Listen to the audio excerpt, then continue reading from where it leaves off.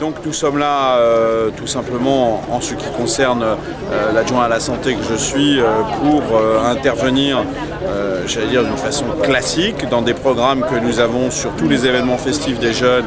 C'est ce fameux programme Fête Éclair, où nous avons des messages d'éducation, de réduction des risques, de prévention, mais aussi la capacité évidemment de donner des conseils, voire même d'aider un certain nombre de jeunes qui seraient en situation difficile du point de vue de leur santé.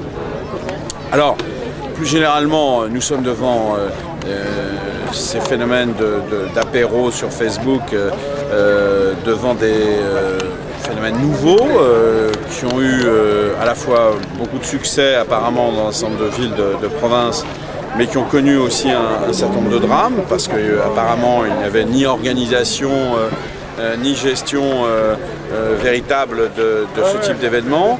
Donc nous sommes tout à fait pragmatiques. Quelle est la part d'interdiction, quelle est la part de contrôle, quelle est la part d'éducation, de prévention que nous devons mettre en place?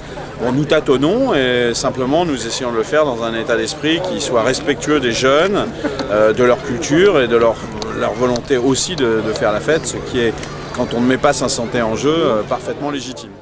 Ce soir, c'est le dispositif Fête Éclair qui est mis en place dans une optique de prévention et aussi de réduction des risques. Donc il s'agit effectivement d'accueillir les personnes qui le souhaiteront pour donner un certain nombre d'informations sur l'alcool et ses risques, sur les autres produits et leurs risques, sur aussi la question de la protection de la sexualité. Voilà, c'est donc l'ensemble des associations qui participent du dispositif Fête Éclair qui sont ce soir présentes, Technopus, Avenir Santé, etc. On est en train d'organiser un stand d'information, prévention.